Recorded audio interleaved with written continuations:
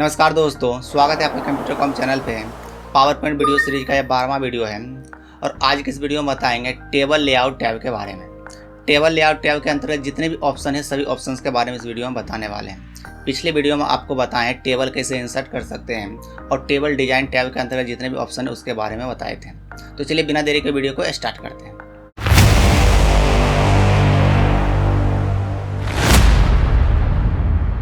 तो चलिए वीडियो को स्टार्ट करते हैं और जानते हैं टेबल लेआउट के अंतर्गत जितना भी ऑप्शन इसका क्या काम है।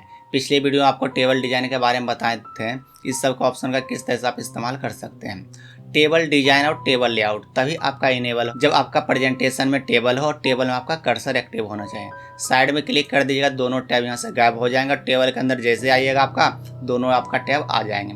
तो टेबल लेआउट में सबसे पहला जो ग्रुप का नाम है टेबल, इसमें आपका दो ऑप्शन है, सेलेक्ट और व्यू ग्रिड लाइन। अब ये दोनों का काम क्या होते हैं, तो उससे पहले आपको समझना होगा कि टेबल में आपका सेल क्या होते हैं, कॉलम क्या होते हैं और रो कौन सा होते हैं। तो ये जो आपको खड़ी लाइन दिख रही है वाले, इसे बोलते हैं कॉलम, और इस तरह से जो होते हैं ये आपका कहलाते हैं रो, और जो भी बॉक्स आपको दिख रहे हैं ये कहलाते हैं सेल। तो आपको रो, कॉलम और सेल समझ में आ गए। तो इसके बाद आपको यहाँ पे आ जाते हैं सेलेक्ट वाले ऑप्शन पे। जब आप सेलेक्ट वाले ऑप्शन पे आइएगा तो यहाँ पे आपको ऑप्शन मिलेंगे सेलेक्ट टेबल, सेलेक्ट कॉलम और सेलेक्ट रो। तो मान के चलिए मेरा कर्सर इसमें है और यहाँ पे हमको कॉलम को सेलेक्ट करना है, तो सेलेक्ट वाले ऑप्शन में जाएंगे और जैसे ही सेलेक्ट कॉलम पे क्लिक करें, मेरा देखिए कॉलम सेलेक्ट हो गया। मान के चलिए हम यहाँ पे क्लिक किए और यहाँ पे ऑप्शन पे आते हैं, करते हैं सेलेक्ट रो, तो आपका ये रो आपका सेलेक्ट हो गया। और अगला ऑप्शन है आपका सेलेक्ट टेबल। सेलेक्ट टेबल का काम होता है जैसे इस पर क्लिक करिए टेबल मेरा सेलेक्ट हो जाए, कर्सर हट जाएंगे, मेरा सेलेक्ट हो गए।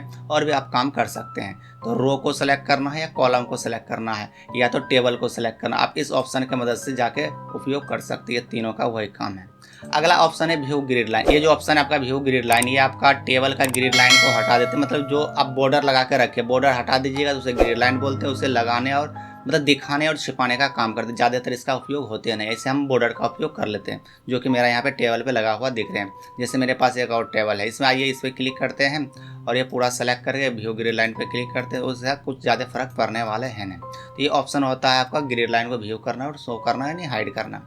अगला ऑप्शन है डिलीट। अब डिलीट में ऑप्शन क्या क्या है आपका, डिलीट कॉलम है, डिलीट रो है और डिलीट टेबल है। तो आपको कॉलम, रो और टेबल पता है तो आप उस तरह से उपयोग कर सकते हैं। मान के चलिए हमें कॉलम को डिलीट करना है, तो कर्सर रख दीजिए कहीं पे और यहाँ से डिलीट कॉलम करिए, तो एक कॉलम मेरा डिलीट हो गया। हम रो को यदि डिलीट करना चाहते हैं तो हम डिलीट यहाँ से रो को कर सकते हैं।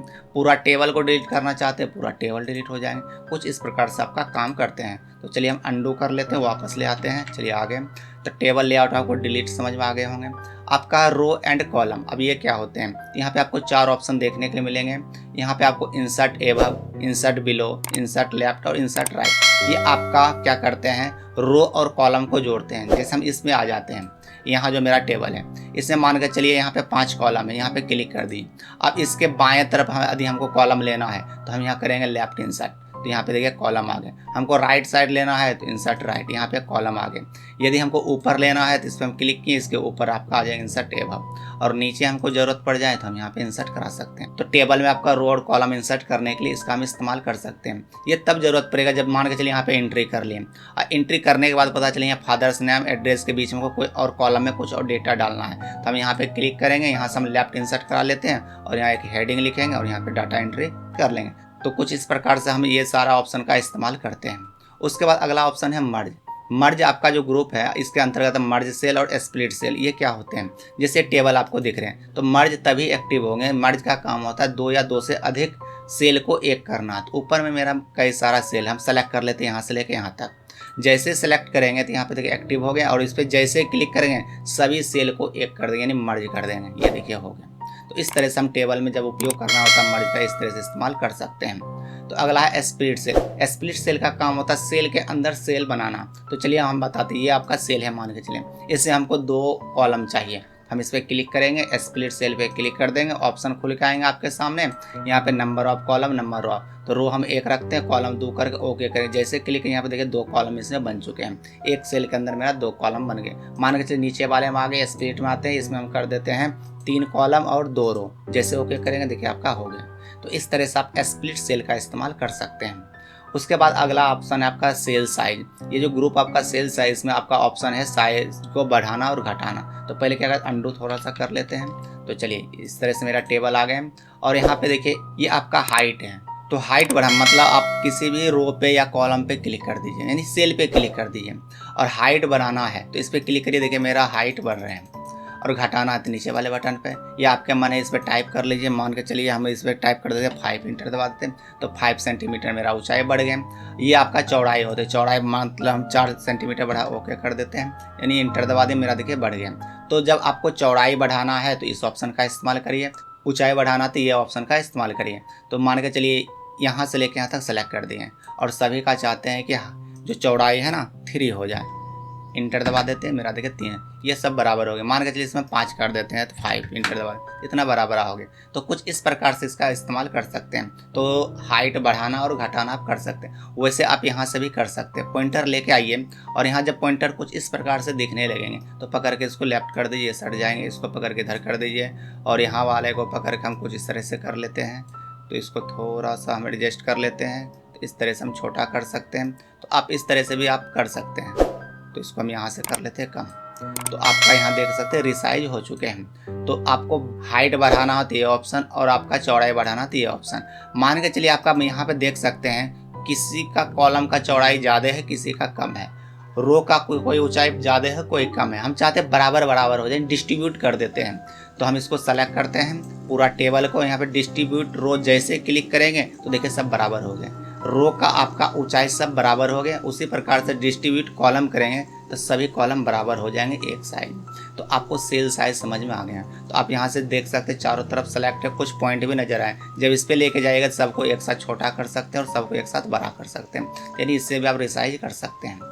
उसके बाद अगला आपका ग्रुप है अलाइनमेंट। अलाइनमेंट आपका यहाँ पे अलाइनमेंट होते हैं, ये तब काम आएंगे जब हम यहाँ पे डेटा लिखा हुआ होंगे तभी ये काम आएंगे। तो पूरा टेबल को सेलेक्ट कर लेते हैं और यहाँ पे अलाइनमेंट में देखिए 3 अलाइनमेंट है। तो पूरा सेलेक्ट होने के बाद यहाँ पे देखिए हम सेंटर कर लेते हैं, लेफ्ट कर लेते हैं, अपर कर लेते हैं, बॉटम कर लेते हैं, ये सेंटर कर लेते हैं। तो हम जब क्लिक कर रहे हैं आपको डेटा में परिवर्तन दिख रहे होंगे। तो कुछ इस प्रकार से आप इस्तेमाल कर सकते हैं। टेक्स्ट को यदि घुमाना हो तो डायरेक्शन का इस्तेमाल कर सकते हैं कि आप घुमाने के लिए, जब ज़रूरत पड़े तो घुमा लीजिए, वैसे ज़्यादा ज़रूरत पड़ेंगे नहीं।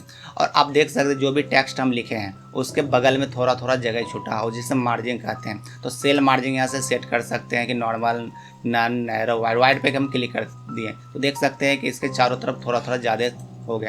हम नन कर देंगे तो कहीं भी जगह नहीं छूटेंगे। तो कुछ इस प्रकार से आपका मार्जिन काम में आते हैं। तो आपको अलाइनमेंट भी समझ में आ गया। अगला ग्रुप आपका टेबल साइज। अब टेबल साइज का क्या काम होते हैं, बस वही जो हम किए थे, टेबल को बढ़ाना हो घटाना हो इस तरह से हम कर सकते हैं। चलिए हम इस कॉलम को डिलीट कर देते हैं, डिलीट कॉलम का इस्तेमाल कर लेते हैं, हटा देते हैं। तो यहाँ पे आपको पूरा टेबल दिख रहे हैं। तो यहाँ से आप साइज को बढ़ा सकते हैं, पूरा देखिए हाइट बढ़ रहे हैं और ये आपका चौड़ाई बढ़ रहे हैं, कुछ इस प्रकार से बढ़ा सकते हैं। तो या तो आप यहाँ से भी रिसाइज कर सकते हैं, तो आपकी मर्जी जैसे भी करना हो कर सकते हैं। हम इसका चौड़ाई बढ़ा देते हैं ताकि ये वाला एडजस्ट हो जाए। तो कुछ इस प्रकार से ऑप्शंस होते हैं आपका टेबल साइज का। अगला आपका अरेंज ग्रुप। अरेंज ग्रुप तब काम आते हैं जब हम 2 या 2 से अधिक ऑब्जेक्ट पे काम करते हैं, जैसे कि फोटो हो, शेप हो, उस समय हमको अरेंज ग्रुप का जरूरत पड़ते हैं। आगे करना, पीछे करना, आपका सेंटर करना, ये सब काम करने के लिए हम लोग अरेंज ग्रुप का इस्तेमाल करेंगे। जब इंसर्ट टैब में अगला जब पढ़ेंगे हम इलस्ट्रेशन ग्रुप, जिसमें कि आपको शेप पढ़ाएंगे, तो शेप में जैसे ही इंसर्ट कराएंगे तो उसी ऑप्शन जैसे शेप फॉर्मेट देखिए यहाँ पे अरेंज ग्रुप सारा ऑप्शन आपका एक्टिव हो चुके हैं। तो इस तरह से हम लोग काम में लाते हैं। तो टेबल में आपका वैसे तो आपका ये अरेंज ग्रुप का ज़्यादा कोई खास ज़रूरत पड़ते ही नहीं। तो चलिए हम इसको हम डिलीट कर देते हैं। वैसे हम आपको बता दें, जैसे कि मान के चलिए ये आपका शेप है और ये आपका टेबल है। तो टेबल को आगे पीछे करने के लिए यहाँ पे अरेंज करते हैं, जैसे पीछे करना सेंड बैकवर्ड, ब्रिंग फॉरवर्ड, कुछ इस प्रकार से हम इस्तेमाल कर सकते हैं आगे पीछे करने के लिए। वैसे जब हम ऑब्जेक्ट बताएंगे तो वहाँ पे आपको अच्छे तरीक़ा से अरेंज ग्रुप के बारे में बताएंगे। तो उम्मीद करता हूँ कि जितना भी ऑप्शन है वैसे तो आपको सभी ऑप्शन के बारे में बताएं किस तरह से काम होते हैं। अगला वीडियो लेके आएंगे जब प्रोजेक्ट पे काम करने लगेंगे तब आपको हर एक ऑप्शन को अच्छे तरीक़े से समझ में आएगा कब किस तरह से काम में लाया जाता है। तो उम्मीद करता है आपको ये वीडियो पसंद आया होगा। यदि आपको वीडियो पसंद आए इसे लाइक करें, शेयर करें।